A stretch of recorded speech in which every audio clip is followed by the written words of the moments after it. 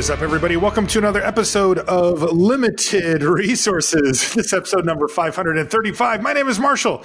I'm one of your Limited Resources, and joining me on the line, actually not from Denver, from Oakland or San Jose, California, it's Luis Scott-Vargas.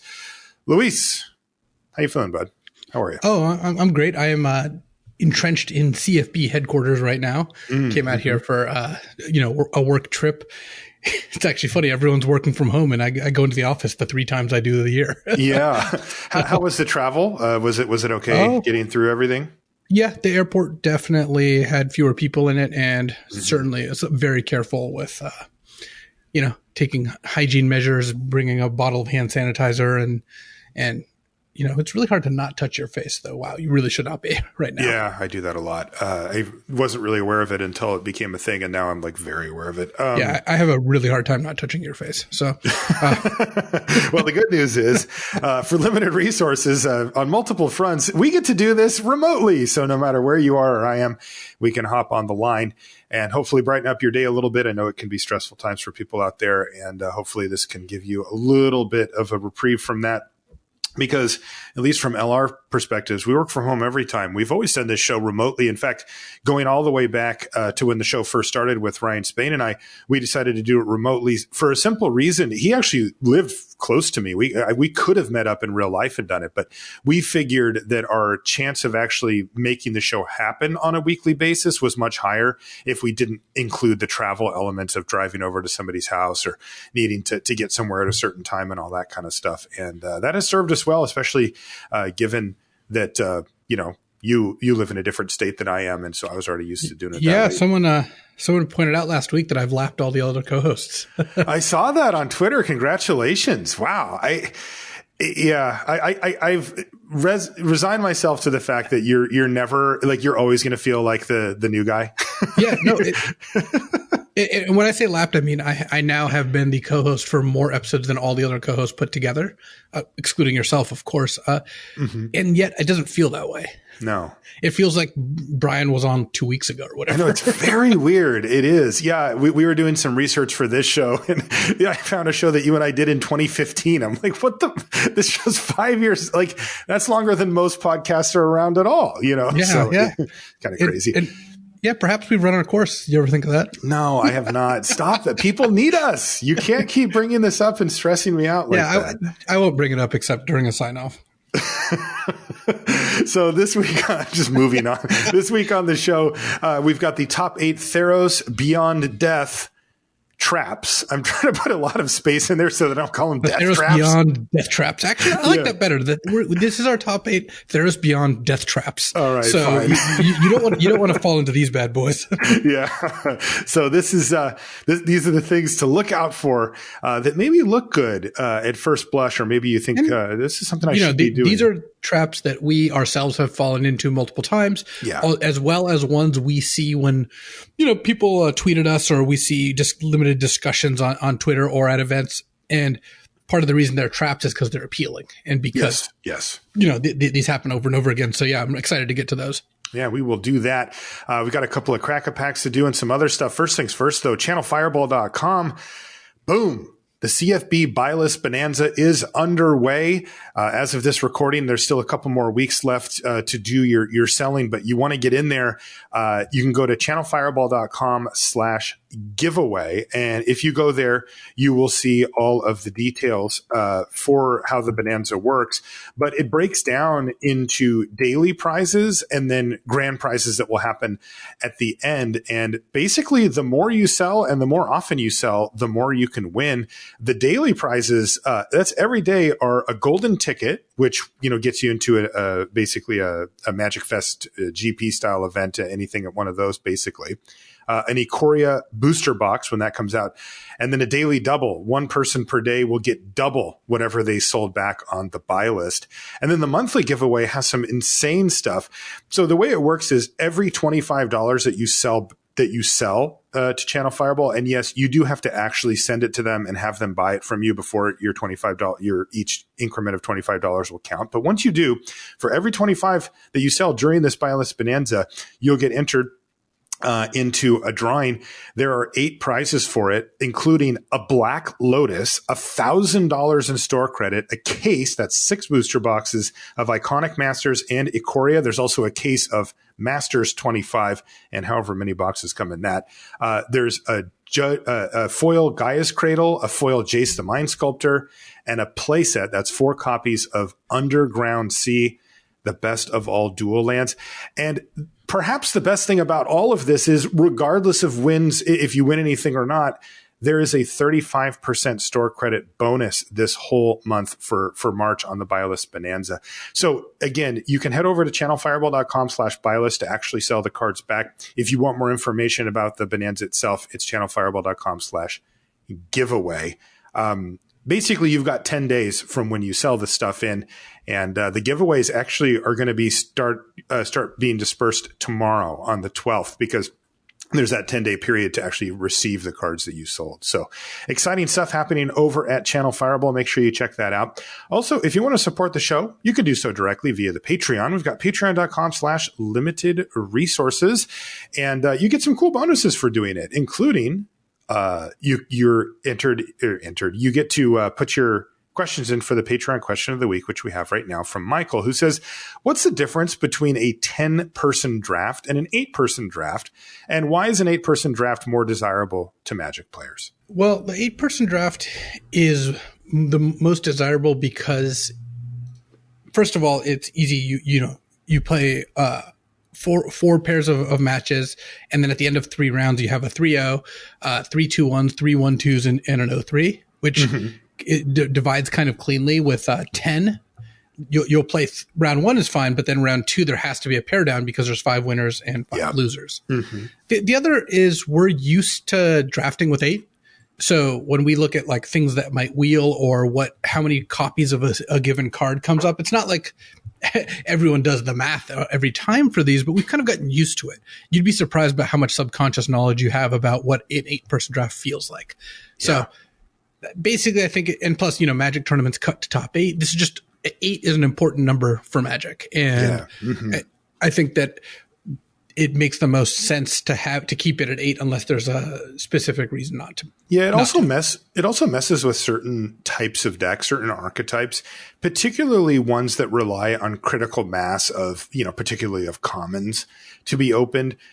There's a lot of times when, you need multiples of certain card or certain types of cards to make your deck work. And oftentimes those cards are the ones that aren't desirable to the rest of the table. And what that means is that in any given pool, whether it's 8 players opening up to 3 boosters each, or whether it's 10 or 6, you have a good chance of getting all of the copies of that card that are opened, or most of them at least. And if you play with 10 players versus 8 versus 6, there's more copies opened in a 10-player field, for example, than in an 8 or a 6. So it actually throws that off a little bit too, which again, it's just a balancing thing, right? It just feels different when that happens, and it does open up different doors for you. Of course, like Luis said, the wheeling doesn't come around as often in 10, and it comes around more often. You're more likely to wheel a card in a 6-player draft. And again, 8 just really feels like the sweet spot, probably due to the fact that we're used to it, but also there does seem to be a nice balance with it as well. Good question, Michael. And these things do come up all the time. Of course, the worst ones are the ones where it's 7 or 9, because then instead of that pair down that Luis talked about, somebody has to get a bye. And while it is nice to pick up a free win in like a big tournament if you get a bye, when you're doing a draft at your local store with your friends, getting a bye just means you don't get to play as much. And that's not nearly as fun. I would much rather play 3 rounds of a draft and not get that free win in basically all scenarios.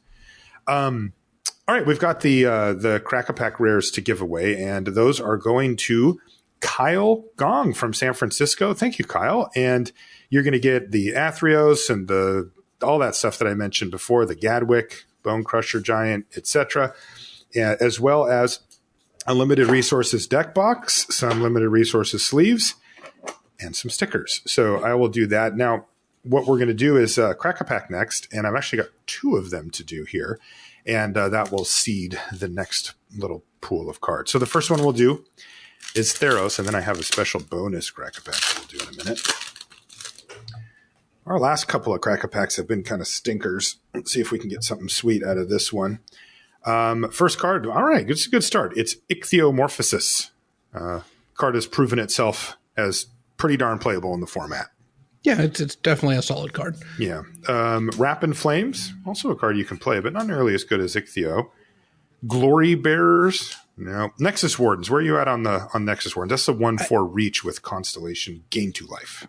Yeah, I know what the card does. that was not for your benefit, Luis. I am not a big fan of Nexus Wardens. I think it is definitely an okay card in the right deck.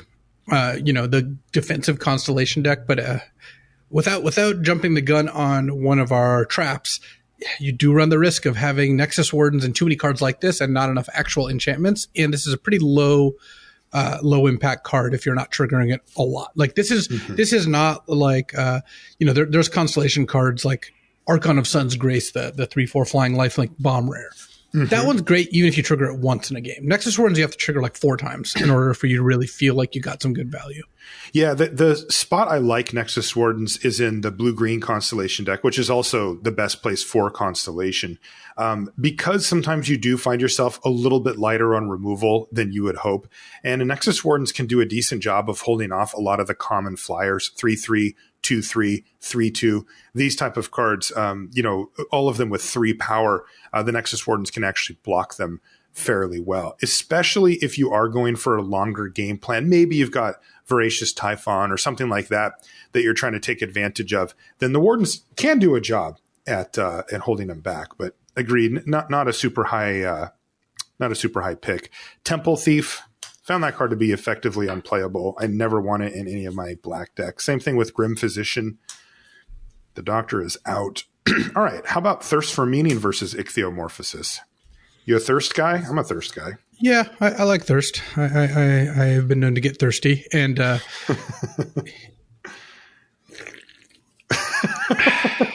got one too, bud. Thirst for Meaning is great. It's a good card. And you should take it if you have the opportunity to. Setessan Skirmisher is next. Not a card I like at all. I have never been impressed by the Skirmisher. This card's garbage. Yeah, in fact, it's actually the type of card that when my opponent plays it, I feel a slight sense of relief that I have a good shot to win the game. All right, here's another good card. Erois' Blessing. That's the 3 in a red aura that does 4 damage to an opposing creature. And really importantly, as it turns out, gives your creature +1/+1. That actually ends up mattering a lot more than you might think. Certainly better card, affecting the board and such than Thirst for Meaning, but it isn't a worse color by a fair bit. How do you compare the two? I would take Erois' Blessing. It is a better card in a worse color, just like you said, but I think that it's enough better that it's worth starting with red. Plus, it has a lot of good synergies in the format. Mm-hmm. Also splashable, etc. Funeral Rites. I do like it as a card, but I don't like it over either of Thirst for Meaning or Erosis Blessing. All right, this brings us to our uncommons. Our first one is Alseid of Life's Bounty. That's the white 1/1 with lifelink. You can pay 1 and sack it to give target creature or enchantment you control protection from the color of your choice until end of turn. This card has, we rated it actually fairly highly because cards like this tend to overperform. It hasn't. I wouldn't say it's bad or anything like that, but I wouldn't call it one of those really great kind of overperform style cards. It's been fine. I'll put it in a white deck and be okay with it, but I'm not excited about it. And I actually like both Thirst for Meaning and Erosis Blessing better than it. Yeah, I disagree. I think I'd take the Alseid. I have found it to be very good. So why? I have not. It's weird because everything's there. It has the right mana cost. Like this is a very cheap thing. The fact that it has lifelink is sometimes relevant. I'm not a fan of it though. I think it's, well, I shouldn't say it. That's a little too strong. I just don't think that it's I give it like a C, maybe a C minus, where I give Erosis Blessing and Thirst for Meaning a higher grade, like C plus B minus range for those. Yeah, I guess I just disagree. I disagree. I think Alseid's quite good. it's very cheap. It also, a lot of the white decks do depend on like trying to set up this like creature with staggering insight or, you know, a hero or, you know, even Sentinel's Eyes. And this, I think, plays very nicely into those. All right. Next card is one that I would take actually over all of these. It's Entrancing Liar.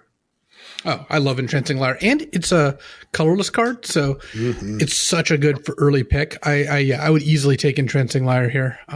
Same. I'm a huge fan of this card. Same. Card has really overperformed and is fantastic. And I'll put it into any deck. I know some people are a little pickier about putting it into aggressive decks, but I will happily put this into an aggressive deck. Yeah, it's not the fastest way to remove cards or creatures, but boy, that ability to tap something down proactively and then on your turn untap it and tap something else down is just such a nightmare for your opponent to deal with if you're in a position to attack them. And then the fact that it scales with the game if your controlling deck is just too good. Next is Stinging Lionfish. That's the 1 and a blue 2/1 enchantment creature. Whenever you cast your first spell during an opponent's turn, you can tap or untap target non-land permanent. This card has sucked for me. I think it's bad. It's not been a card I've found that's easy to use. For the most part, the mythical blue-red, one spell a turn on their turn deck seems like it's good, but I don't know. I haven't really had a great experience with it, and I would not recommend taking the Lionfish. Yeah, same. Also, I do put a little bit of a tax on 1 toughness creatures. They, especially ones like the Lionfish that kind of need to sit around on the battlefield for a while to be good. When you get this thing nabbed by Amogus' favor, it really is bad. I mean, that is a terrible scenario to happen. And this card, again, it doesn't really engage in combat in a meaningful way. So it really does need to just kind of sit there. And the longer it does, the more chance your opponent has to get you. I mean, I've lost to it a couple times, but for the most part, they kind of ignore it. Can our rare take the Entrancing Liar spot? I mean, there's not that many that do. No, there's not that many. And this one definitely doesn't. Oh, it's fine. It's Temple of Deceit. This is the blue-black temple. Yeah, I mean, it's clearly a fine card, but yeah, not one that I think you need to take over Entrancing Liar. Like the temples, I would put somewhere in the above average playable range, especially if they're double on color. Yeah, or facilitating a splash. Yeah, and I routinely have.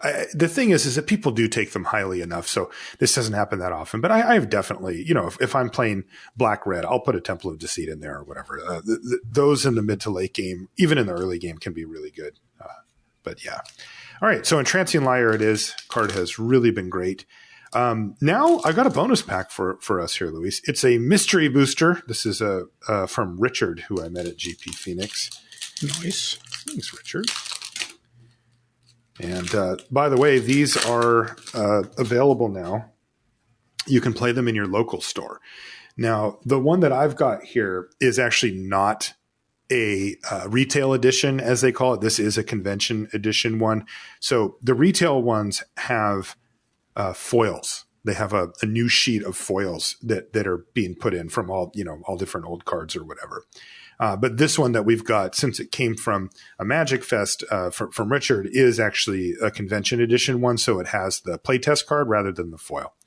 And I'll actually do the playtest card last, just because those are always kind of interesting. All right. So first card up is Oreskos Swiftclaw. This is the 1 and a white 3/1. It's a cat warrior. So no. I would hope not. Yeah. Inspired charge, 2 white instant creatures you control get +2/+1 until end of turn. Also no. And remember, these packs are laid out in color order. So those were our 2 white commons. Our 2 blue commons are Failed Inspection, which is 2 blue for an instant counter target spell, draw a card, then discard a card. Failure indeed. Opt. There you go. Blue instant scry 1 draw a card. I like that. But we are hoping for something a little more impactful. Black. Aid the Fallen. This is 1 and a black sorcery. Choose 1 or both. Return target creature from your graveyard to your hand, or planeswalker from your graveyard to your hand. So basically just buys back a creature. Not bad. Deadbringer Lampads. This is 4 and a black for a 4/2 with Constellation. Whenever it or another enchantment enters the battlefield under your control, target creature gains Intimidate until end of turn. Wow, this pack has been stinky. Either. When you're drafting sets like this, you really want to go for cards that aren't super specific. Like Aid the Fallen could be great, but probably won't be. Right. and you really don't want to start at the place that this seems to have started. So yeah, I have not been impressed with anything so far. Yeah, same. Erratic Explosion is next. This is our first red. Common is 2 and a red sorcery. Choose target creature or player. Reveal cards from the top of your library until you reveal a non-land card. Erratic Explosion deals damage equal to that card's converted mana cost to that creature or player. Put the revealed cards on the bottom in any order. Pretty bad. Not a great card now. Yeah, I mean, you have to plan on it being somewhere in the 2.5 to 3 range. And if it misses, it can be a disaster. Fervent Strike, red instant target creature gets +1/+0 and gains first strike until end of turn. Wow, this has been a stinky pack. All right, here we go. Our old friend Nest Invader. Man, this card's good. 1 and a green, 2/2 when it ETBs. I do like the Nest Invader. Yeah, you get an 0/1 colorless Eldrazi spawn creature token with sacrifice this creature, add one colorless mana to your mana pool. That's a nice one.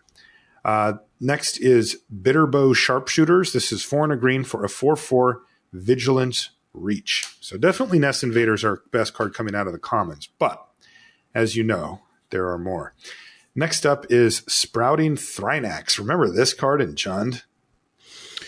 Yeah, this is red, black, green for a 3/3, and when it dies, you make 3 1/1s. But the casting cost is pretty gnarly. Red, black, green. It's a 3-color card. I just wouldn't take a 3-color card, pick one, unless it was like an Elder Dragon or something really ridiculous. Yeah, you need it to be up on that level to make it work. Next is a card called Spy Kit, which I've never actually played with this. It's 2 mana for an equipment. The equip cost is 2. All right. The creature gets +1/+1. Okay. And has what the the equipped creature gets +1/+1 and has all names of non-legendary creature cards in addition to its name. Not types, name. Okay, I don't really know what that's used for, but I'm sure someone will tell us. Yeah, somebody will figure that one out, but that's obviously not the pick here. Oh, man. What a classic. Hedron Crab is next. Blue for an 0/2 crab with landfall. Mill somebody for 3. There is a mill deck that you can draft in Mystery, and Hedron Crab would go a long way to making that work.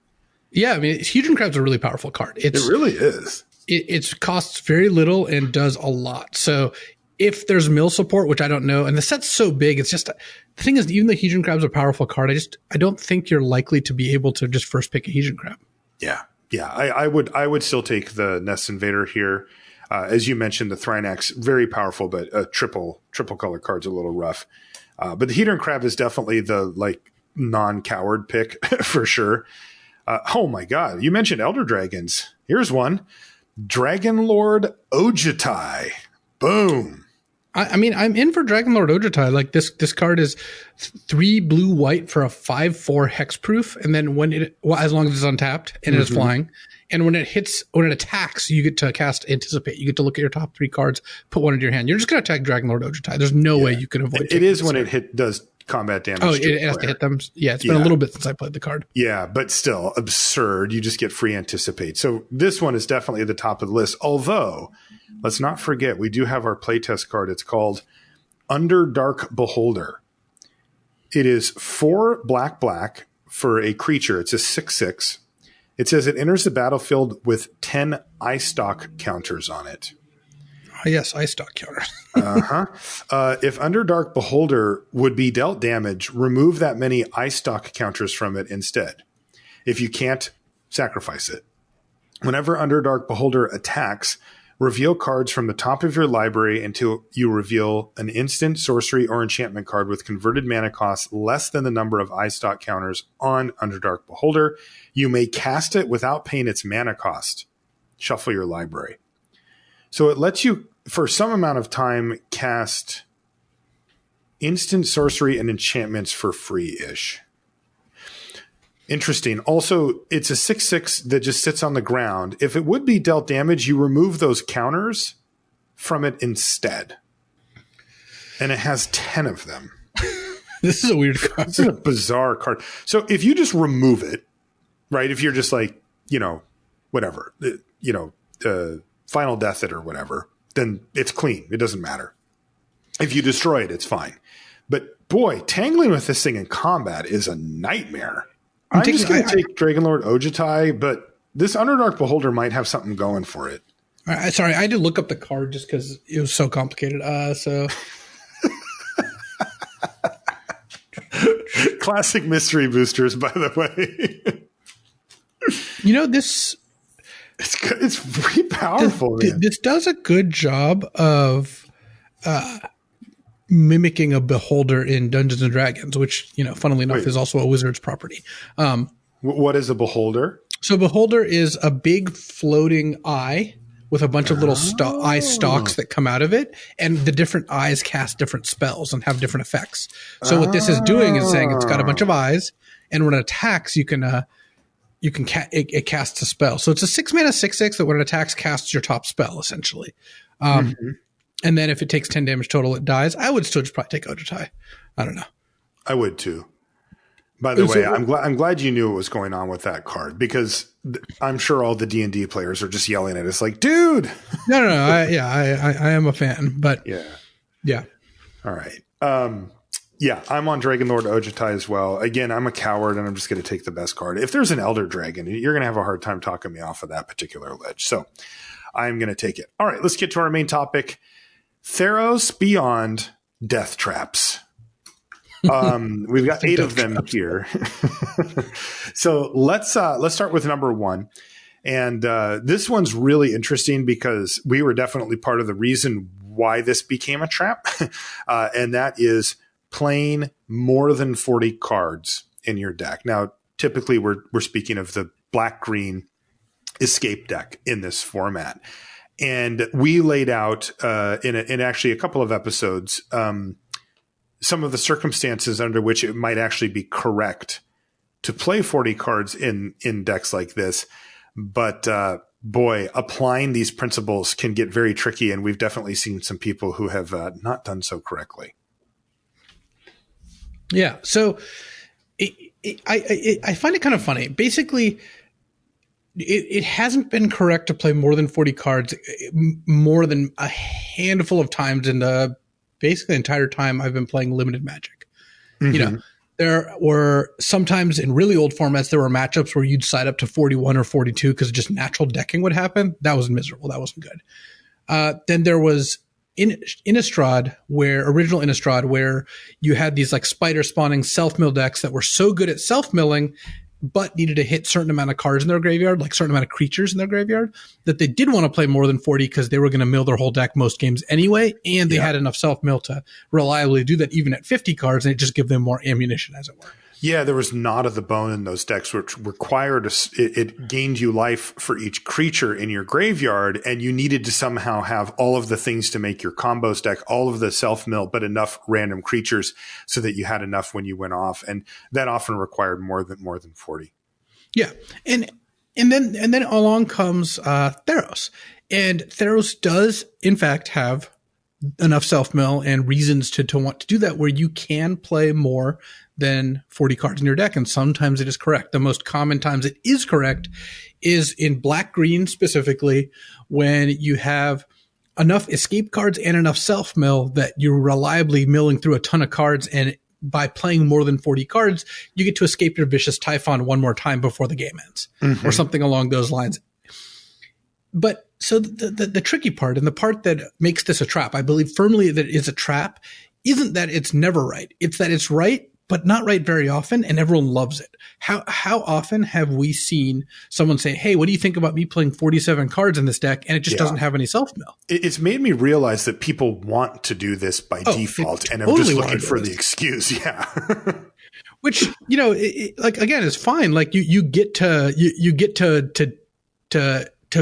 play the things you want to play. If someone wants to do that, we're not going to tell them like you can't do that. But if you want to know what is correct, it is not generally correct to do this. And people want to do this at a higher rate than they should, because it's so funny and appealing and, kind of cool. Like you never get to do this. You got to take advantage of the opportunity, right? Yeah. It makes you feel clever. Yeah. Yeah. And that's ultimately why a lot of people play Magic, ourselves included. Feeling clever is great. It's a lot of fun. So what ends up happening is a lot of people think, oh, this is Theros, you're allowed to play more than 40. And they just play more than 40 without having a good enough reason to. In some cases, literally no reason. But more often what will happen is someone will have a black-green deck that has a Relentless Pursuit, a Funeral Rites, and like 2 Venomous Hierophants, and then like a Losum Chimera and a Voracious Typhon and be like, hey, should I play 45? And the answer there is no. But you want to have something like 4 to 6 escape cards. 4 is probably a fine number. You don't need to go much more than that. And have something like 6 self-mill cards. And this part's critical too, don't do it when you have a bomb. When you have, the first Eroan games in your deck, you shouldn't be doing this. When you have any of these like really powerful good rares on, Nightmare Shepherd or something like that, you're going to end up drawing that card less. The more than 40 plan is great when you've got a lot of cards that are kind of the same. So you don't care about the slight inconsistency there. Right. The interesting thing is, we laid out the terms, that you just outlined there. I think the thing that doesn't resonate necessarily is if any one of those, if you don't meet the criteria on any one of those, then you shouldn't be playing more than 40. Right. And that's the hard part. It's like, well, 3 of the 4 are true, but I have this one bomb in my deck or whatever. And you're like, well, then you shouldn't, yes. But that's the hard part. And that's a great point because it does really, this really just taps into something that I didn't realize how strongly people felt it, but they do, that they really want to do this thing. And I'm not judging you for wanting to do it, but this is a trap that we did want to let people kind of inform people about. Yeah. So make sure that you're keeping yourself in check there. Even though it is kind of fun to play more than 40 every once in a while. All right. Theros Beyond Death-Trap number 2 is, funny enough, it's Dream Trawler. Look, this is for my money, or for my mana, as it were, this is the best card in the set. Of course, when we actually rank cards for which one do you want to open, you don't necessarily just pick the most powerful option, because casting cost, of course, matters. If there was a 12 mana card that said you win the game, that wouldn't be the best card in the set. And Dream Trawler does suffer a little bit because of its mana cost, having double of 2 different colors in it. But this is where it becomes a trap, right? This is where people try to splash it, or people open it up in pack 2 or pack 3 and try to abandon their picks. And, we talked to Taralf about it when we had him on the show, just as sort of the highest profile example. But we get this a lot. A lot of people on Twitter, will send us a pack 2 pick 1 or a pack 3 pick 1 of Dream Trawler, and they're not in those colors, and they say, should I switch? And a lot of time, sad enough, the answer is no. A lot of time the answer is, look, you've got a really good black-green deck going here, or you've got, you're just not touching any of these colors. And, a lot of times people are, let's say they're in, whatever blue-red or something like that, and they think, well, maybe I could make it work. And it's just really tough to get a double-colored splash. I mean, we just don't generally recommend that at all. You have to have a deck basically built to do just that. And if you have kind of a normal deck going in, it's just not going to happen. And it can be a huge trap to think, well, Dream Trawler is the best card, so I'm just going to abandon everything and go for it. So it is the best card. And even though pick 1, pack 1, I think that you can make an argument for other cards just based on getting to ultimately play them. Mm-hmm. But it's not so much better than other bombers that we've seen. And it's double color that I think people are taking it too far. And again, this is the trap that people fall into, where people are almost to the point where like, oh, I just have to auto pick Dream Trawler, even if it's later in the draft, then I really shouldn't be doing that. Mm-hmm. And I don't know. I don't know why this card in particular has spoken to people in that way. Maybe because it is such a ridiculous card, and because it's seeing a lot of constructed play. That the cards that see a lot of constructed play actually do tend to retroactively get better and limited. Oh yeah, for sure. So I think it's worth keeping in mind that Dream Trawler, as good as it is, it's not something you should throw your whole deck away for, because sometimes you won't draw it, and sometimes you'll draw it and you'll still lose. That is something that can happen. It is, yeah. I think the real sticking point. Look, I think that we've shown on the show, again, having Taralf on and stuff, that abandoning your first pick is precarious at best, and everybody knows it's impossible to double splash for, if you're in 2 non-blue white colors. That's not happening. But the real sticking point is, I'm in one of these colors. Can I fit this Dream Trawler in? And I think that win percentage wise is probably correct to say no. Even though the tools are there in the format, and we've seen the popularity of a 4 or 5 color deck really kind of rise over the past week and a half, where if you play 2 or 3 amulets and another piece of mana fixing plus like an altar or whatever, okay, fine. You might actually be able to get away with that. But those are decks that you kind of start out wanting to draft that way, and you have a lot of tools at your disposal already. If you are just a normal deck, splashing, again, for a double colored spell effectively, say you're blue-black and you open up a Dream Trawler, that can be really, really tricky. I think that most people underestimate how difficult it is to get double white at some point during the course of the draft when you how many white sources would you want to have, right? To be able to splash that. 7. Yeah. Something like 7. Yeah. Yeah. And I think that people go, well, I'll just put 4 in, and at some point I might be able to do this. And I think that that's really undisciplined. Right. I get the appeal to it for sure. Dream Trawler, oftentimes when you cast it, feels like a free win. Sometimes it even is. Your opponent just scoops on the spot. They don't even want to play against the card. So I understand the appeal to it, and everybody that's played against the card particularly understands how good it can be. But think of it if it was just another, Elspeth or something like that. Would you splash a double white card in your blue-black deck, for Elspeth? And the answer is no, right? It would be very, very difficult for you to make the mana work. And the upside's not there in that case. For Dream Trawler, you have to still feel the weight of the very, very difficult to make the mana work part of it, almost regardless of the upside. So not that it's impossible. You can do it. It is a thing that can happen. It's not an every case scenario, but I think that if you're not giving proper weight to the fact that getting that double extra color in there is extremely difficult, then you're probably playing a little too loose. And this doesn't have to literally just be Dream Trawler. There's a lot of cards that can kind of that we could say the same thing about. But I think that we're not wrong in saying that Dream Trawler has exhibited this more than basically any other card I can remember. Agreed. It kind of feels like the playing more than 40 cards thing, where everyone got together and decided, switching colors for Dream Trawler is correct, and we get to do it. Yep.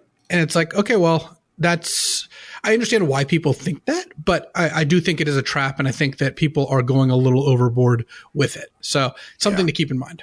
Something to keep in mind. Next one. This one's a little more controversial, perhaps. Drafting blue-red spells on your opponent's turn matters. Look, so I have 2 things to say about it. First thing, I cannot make this deck work. Basically, my take on it is the common payoffs for this are extremely underwhelming and not worth it. And even if you get it up into the uncommons like the Stinging Lionfish that we open in our Crack-a-Pack, they're not great either. The only card I really, really like, at the common and uncommon is the Mischievous Chimera. And even then, I really like it because it's a 2-mana 2/2 flyer, not because of its extra ability, which is a nice thing to have, but not, game ending by any stretch. And I haven't found it worth it to make it go because your default plan ends up being pretty weak. If you are not doing the casting spells on your opponent's turn thing, the deck really just has a bunch of mediocre cards in it at the end of the day. The other thing I want to say about it, though, is that I know that Kyle Rose, who's often the number 1 drafter, a mythic rank on Arena, and is just an absolutely stellar limited player going back years and years, he has found a build for it, apparently, that he likes a lot. And he drafts it weird, right? He's playing the Towering Wave Mystic and the Sleep and that kind of stuff to knock creatures down and keep them tapped down and make that work. And I haven't had a chance to ask him personally about it yet. And I haven't drafted his version of the deck because I don't really understand yet how it works. But that is a potential. I could be missing the actual way to draft this deck that could find some success. My guess is that it's still not one of the premier archetypes, but that if it's open and you could draft it a little bit of a different way, it might work better. But the sort of as presented version, the one that says on it all the time, when you cast your first spell on your opponent's turn, do this, has not impressed me at all. And it's felt way too fragile for the payoff. And then when I've gotten the payoff, I still haven't felt like I was really doing it. Yeah, I totally agree. I agree both that this deck, I have struggled to win with it, and when I play against it, I generally beat it, and I don't play against it very often. Yeah. But I also agree that Kyle does make it work, so it's possible that he's figured something out that most haven't.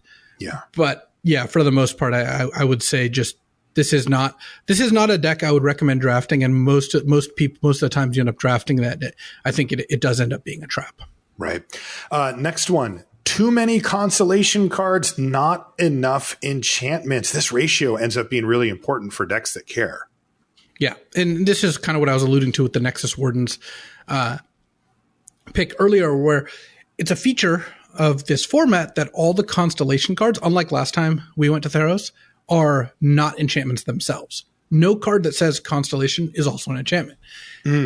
What that means is your enablers and payoffs and these are the payoffs, are two separate cards, and you can be at very real risk of flooding with too many of the payoffs and not enough enablers, not enough enchantments. I mean, your opponent has two Nexus Wardens out and a Nessian Wanderer, and they're just like, I need more enchantments. It's like, yeah, you maybe should have just taken out one of those Nexus Wardens and put in another enchantment. Mm-hmm. You're just not setting yourself up to succeed by doing that. So it's a danger, and you really have to watch out for it. It has maybe valued the constellation cards less in general. Okay. Would you then upgrade the creature enchantments that are like vanilla, like the ones that maybe you're not as excited about playing, on a regular basis, and bump those up in your pick order a bit if you are drafting that deck? Yeah, I think that you want to hit ideally 12 plus enchantments, and to be really good, 14. Mm-hmm. And to do that, you're going to have to, make some sacrifices there. Okay. Yeah. So keep that in mind. The ability to cast an enchantment, but also affect the board in a meaningful way through an enchantment creature can be the way to kind of shortcut that. But you do have to play some cards you might not otherwise want. Number 5 on our Theros Beyond Death-Traps, playing Underworld Charger in a controlling black deck.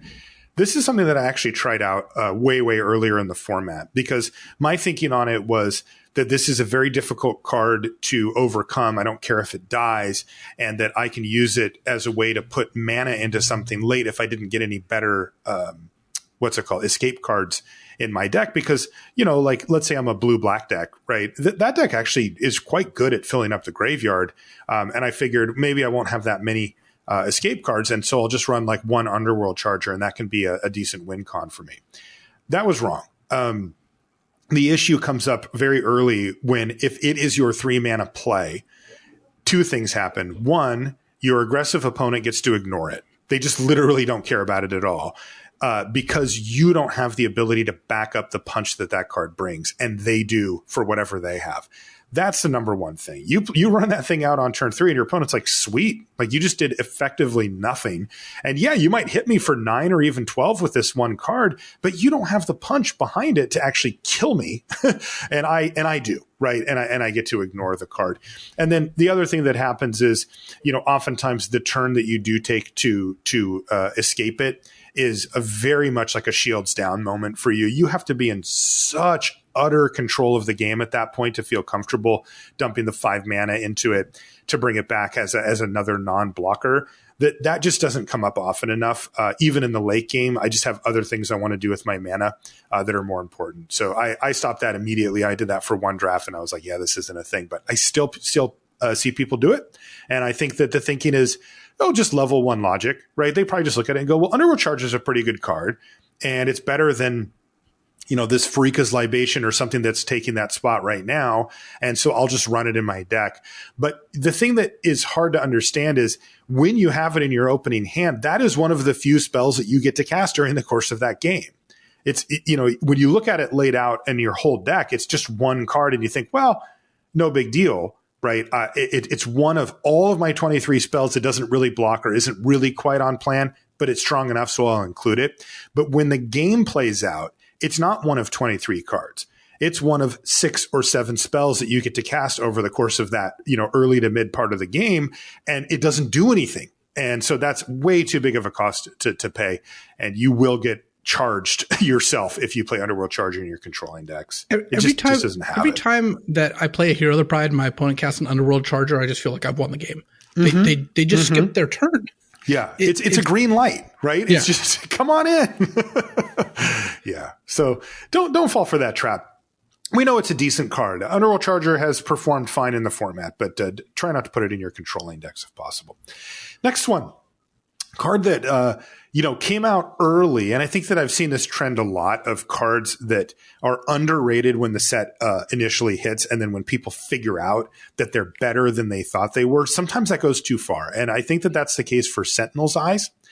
I see people play basically all the copies of Sentinel's Eyes in all their white decks. And there's a lot of times when I'm like, this deck that you have really isn't the Sentinel's Eyes deck. Look, if you're playing Pious Wayfarer, get those Sentinel's Eyes in there. That's what you're playing for. They are fantastic. And Sentinel's Eyes is a good card, by the way. It was underrated and it did need to be bumped up in rating. But I'll tell you what, I've seen some very controlling lists that just randomly have Sentinel's Eyes in there. And when they cast it, I'm like, oh, that's what you're doing with your mana this turn? Great. No problem at all. You're like mildly pumping up one of your creatures. That isn't the name of the game here in your blue-white control deck or whatever. But people seem to just jam it sort of haphazardly. They'll just play it in any deck that can cast it. Yeah, it is a very strong card. And, this makes me, looking through these traps, I think a lot of them are traps that get sprung when things were initially undervalued or underrated or new information is discovered. Because Sentinel's Eyes is exactly that. Look, we're not saying Sentinel's Eyes is bad. It's a very good card. Yeah. But there are decks that play it that shouldn't be playing it, and or people, especially multiple copies. And part of that is because it came out the gates a little underrated, and then everyone, sees that and is like, oh, but you know what? It's actually good. You see, that's the thing. Is it's actually good. And it's just, okay, well, you do have to temper that with how good is it, and is this the right deck for it? So right, and that's it. So really be critical about it, right? Really look at it and say, I'm not just randomly throwing this in my deck, right? Like, am I aggressive? Am I getting constellation triggers? That's a big one. Do I have evasive threats? Right, the card plays really well on flyers or things like that allow that extra point of power to really count and get through over and over again. If you're getting triggers from heroic type effects or constellation effects when you cast it most of the time, it probably belongs in your deck. If you're really not, you should look at it skeptically. You should at least consider, and here's the real thing, when you put 2 or 3 of them in a deck. There are many decks in the format that really do want 2 or 3 of these, and there are decks that do not. And if you put 2 or 3 of these in a deck that doesn't, it's a disaster. I mean, it is really going to set you back in your, let's say your blue-white Dream Trawler control deck, right? You really don't want to be playing a bunch of Sentinel's Eyes in those decks, generally speaking. You want to be playing them in your aggressive, again, Pious Wayfarer style decks, and then that's where the card really shines. Number 7. Not having a good enough win condition. This actually pops up in this format somewhat frequently, especially with the proliferation. Way of more than most removal. formats. Yeah, it's surprising how much it happens in this format. So what do you make of it? Basically, it's funny because a lot of these are reversals of where we normally would be, and in particular, you see this most often in Cube, but even in regular Draft. What's your win condition? You don't have a win condition. We need a win condition. And I'm always like, we don't need win conditions. Win conditions are for suckers. Like, you are. I watch your stream. Yeah. And this format kind of turns that on its head because this format has a lot of games that go to decking because people are milling each other or milling themselves more often. And it's hard to close out games when, like, a traditional control deck kills all your opponent's stuff and kills them with a creature. But first of all, the removal's great in this format, which means your control win conditions are a little more vulnerable. Anyone can just play Final Death or Dreadful Apathy. And it's hard to kill all their stuff when their stuff keeps coming back. Yep. So what you end up with is a format where you need some actual good ways to kill it. A lot of limited formats, you can put one Nyxborn Colossus in your control deck and that'll do it, Like you need, you'll need a little more than that, but you don't need to go, bend over backwards. Here in Theros, like you're gonna need some good dedicated win conditions, or you're gonna get ground out. I've actually at the Pro Tour, I beat a blue-black deck that had an excellent control suite because they didn't have a legit solid enough win condition. All they needed was one Sweet Oblivion or Thassa's Oracle, and I'd be dead. But I was able to beat them in really long games with my black-green deck because they just ultimately didn't have a way to close out the game. Yeah. And that's interesting that you mentioned the black-green deck as well, because that is part of the appeal to those times when you do go above the 40 card, is if your deck is really flat on power level, sometimes you can just keep presenting enough threats that your opponent runs out of removal and you can beat them. But other times you can deck them. Like, people churn through their libraries. You cast a card draw spell and a Thirst for Meaning or something, and you're going right through that library, and you can definitely find yourself without a way to actually close out the game. That's happened to me multiple times where my opponent just had like an unusually large amount of removal, or dealt with what I thought was my prime win condition in a good way or whatever. And, sometimes you can pick up your library and it has, 9 or 10 cards when the game ends, and you can just look and go, there's just nothing that actually matters here, because they got to go off with a Voracious Typhon or something like that. And that just cleared, kept the ground game completely in check for them. And that does happen somewhat frequently. You need a way to go over the top. And, my favorite ways to do that are to generate these engines that we've talked about, the things that give you repeated advantage or place to put your mana to keep ahead of your opponents, sort of going forward as long as the engine stays online. But I've also found myself in scenarios where I set up a card draw engine, thinking of like Shimmerwing Chimera plus Omen of the Sea, something like that. But then also still found myself in that position that you just described, where I'm like, well, I can draw my whole library, but none of these cards are actually going to win me the game. That happens sometimes too. Yeah, definitely. Last one on the list here. Another deck actually that has really underperformed for me, at least as it was presented, red-black Sacrifice.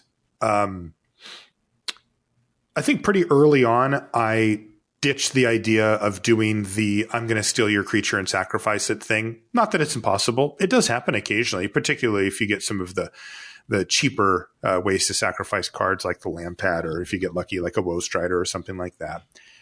You can still take Portent of Betrayal, or if you're lucky, a Crowan War. Is that what it's called? Yeah. Rowan Games, a Crowan War, right? Yeah. Take the Crowan War and steal your creature or whatever. That's not impossible. It's just not what you're building the deck towards. That's just not really how it works. And what I did is I switched over to a much more attrition-based build, where I was trying to take advantage of the Underworld Ragehound and the Underworld Charger, to just sort of grind my opponent out by just keep throwing these creatures into theirs. They trade. I play a Funeral Rites or something, bring it back, do it again, and just keep overwhelming my opponent with these, high-powered attackers. In theory, that plan actually works fine. But in practice, I have found it to be underwhelming as people have adjusted and kind of understand the strengths of exile removal and that kind of thing. They'll also put in, you know what card's really good against that strategy? Stupid Rumbling Sentry. They're just like, here's a 3/6 go, and you can't get through it. And, you just sit there and stare at it forever. As people have adjusted and made those type of adjustments, I found that the deck has really underperformed for me. Yeah, it's not that I think red-black is a bad combination. It's not. It's that the Portent of Betrayal, Blood Aspirant sort of thing is not really real. And if you try to go for that, I think you're going to end up being disappointed with the results. You know what I think the thing that tracks most for how good this deck is? What's that? How good / cheap the threaten effect is. Because if Portent of Betrayal is just straight up threatened, this is the original 2 and a red, steal a creature on a turn, against haste or whatever, active fear or active treason, whatever. Mm-hmm. If it was that original card, I think this deck would be a lot better. But the combination of Portent costing 4 and almost all the sack outlets costing mana. Lampad costs mana. Blood Aspirant costs 2 mana. Like, Scophos War Leader costs a mana. The Woe Strider doesn't cost mana, but that's a rare. So that doesn't really matter when it comes to how consistently a deck comes together. And the net result of that is that you're not going to find it easy to set up turns involving Portent of Betrayal plus sacrificing a creature to get some sort of benefit. Mm-hmm. And final flare costing 3, because that's the classic is, active treason plus bone splinters. 2 and a red, steal a creature, yep. Black, sack a creature, kill a creature. So for 4 mana, you get to kill 2 of their creatures and get an attack with one of their creatures in while you're at it. Mm-hmm. Well, final flare plus Portent costs 7 mana. It's just not a realistic combination that you can assemble. Right. So, and you do see that pattern, right? Where the sets that have those, the combination of the cheaper free sack outlet at common plus the active treason at common that again, as you mentioned, cheaper the better. Those are the ones where they kind of go. I remember one of the best examples was M14.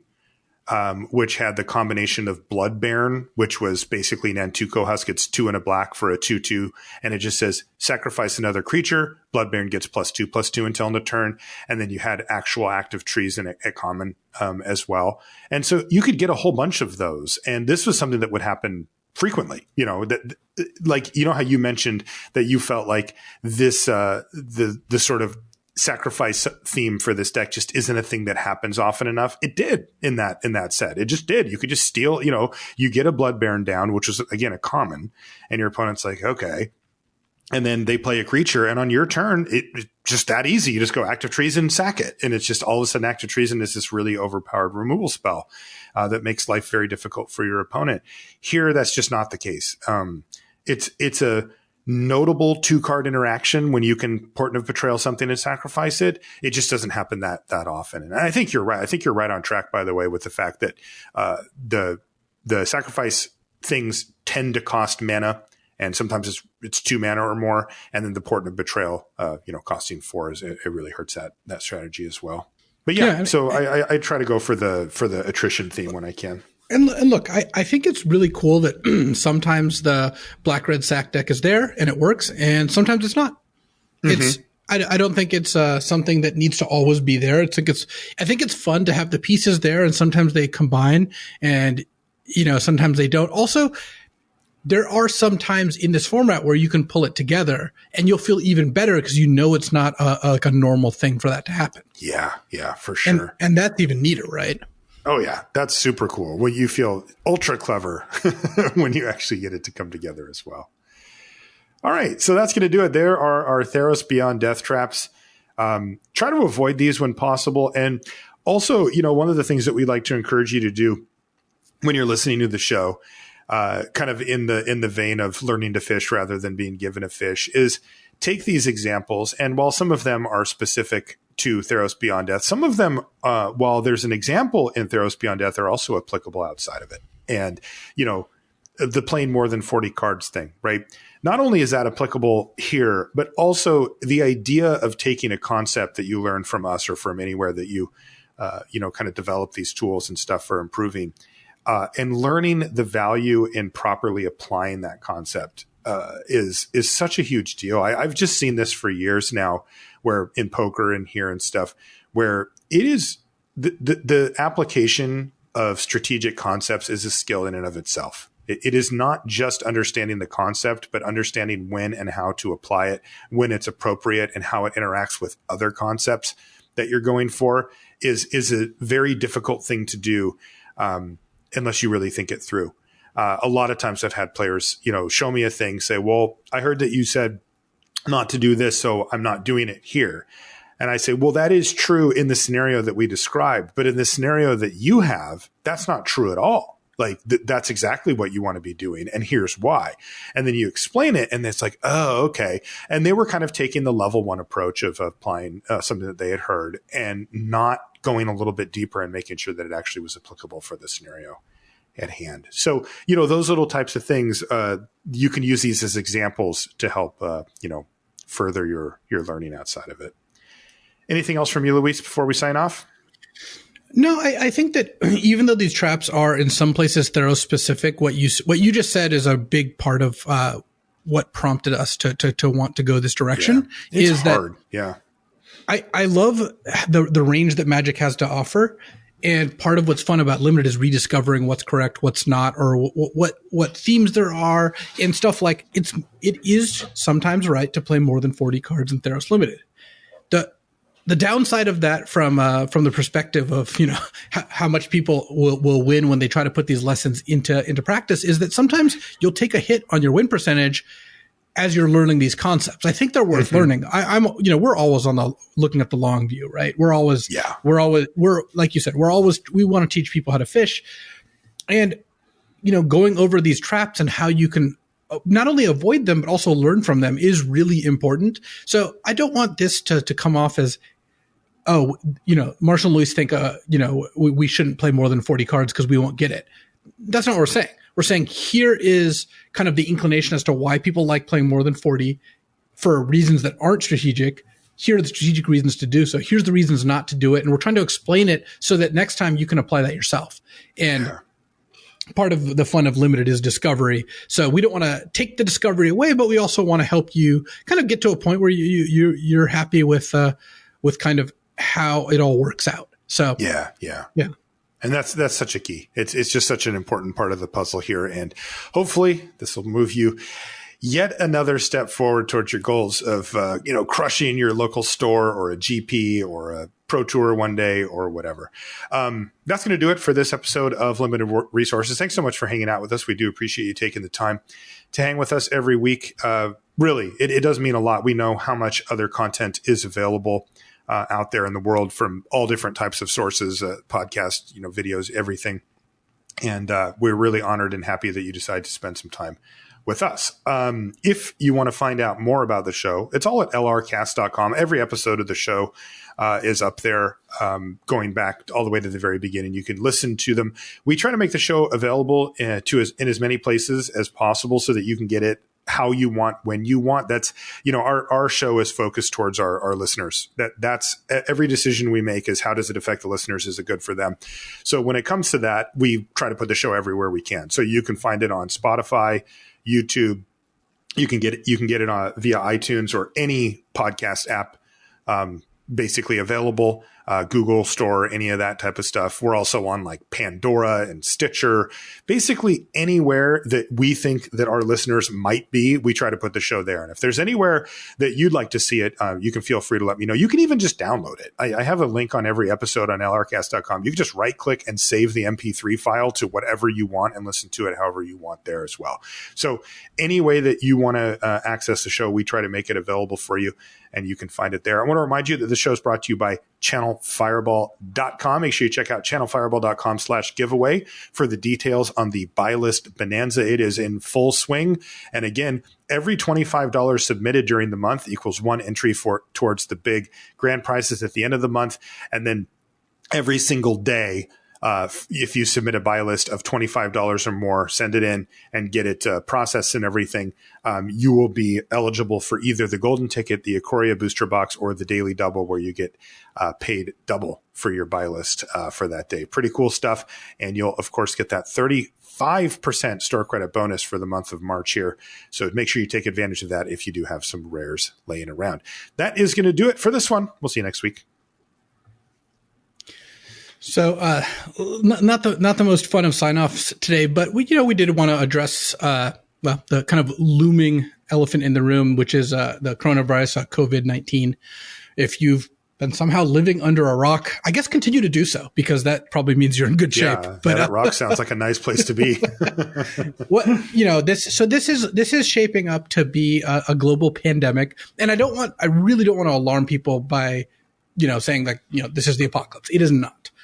But we did want to take advantage of our platform to kind of encourage people to follow some best practices when it comes to ideally not getting this and not spreading it. Because one of the things about the coronavirus is that you can, especially if you're young, which a lot of our listeners are on the younger side as in terms of this virus, you will not present with symptoms, but you can infect other people. So it's a lot more dangerous for older people, like people above 60. And the older you get, the higher the fatality rate gets.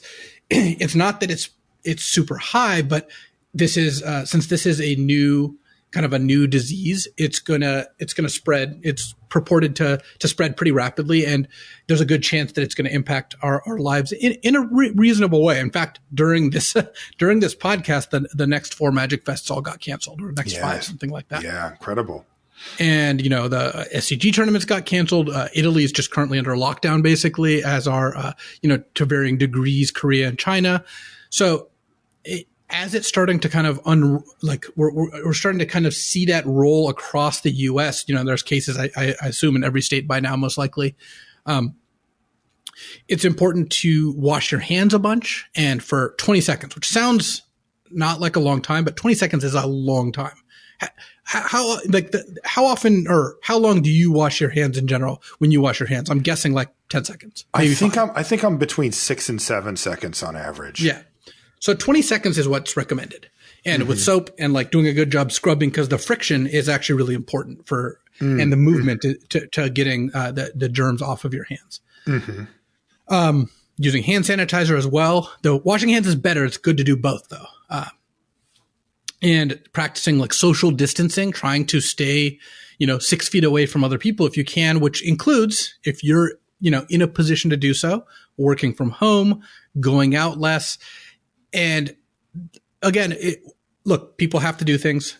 And as of right now, you can lead your daily life, there are certain things a lot of people have to do, and some people have more responsibilities than others. And I know some jobs can't be done from home, and that's unfortunate for this period of time. But basically practicing good hygiene and really deciding whether is it necessary to go to this gathering? I can't imagine going to a large gathering right now. In fact, a lot of places are starting to ban them. Yeah, they are here in Seattle. Anything over 250 people is banned as of now. And again, these measures seem drastic, but it's the more just like everything else, the more preventative stuff you can do, the less bad it will be when it hits, and it's already started to hit.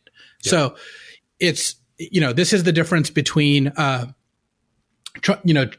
stocking up on medical supplies before something happens. I'm not advocating you buy a bunch of medical supplies, but I'm saying you're helping. Every person that doesn't have to go to a hospital is much, much better, because the hospitals will be overtaxed. Yep. And we want to protect even the most vulnerable among us, especially those people, because I've seen some people say like, hey, look, the mortality rate's pretty low. If you're young, you don't need to flip out about it. And look, I agree. You don't need to flip out about it, because that doesn't do anyone any good. But that's also a kind of myopic view. Yes. I myself am not that likely to, in fact, very unlikely to have this be a severe problem if I get the disease. But we all have friends, relatives who would be in a lot, they are immunocompromised, they have lung issues, or they're just old. And you don't want to be responsible for that. And the way it spreads through communities is people not taking proper precautions. So really, do your best to kind of make sure that you don't spread this, or you minimize contact where you can. And really just remember, like, we're all in this together. So it's really important that we try to function as a society and weather this storm, because it will be somewhat of a storm without, with the minimal amount of life loss and damage, even though there will be some amount of those things.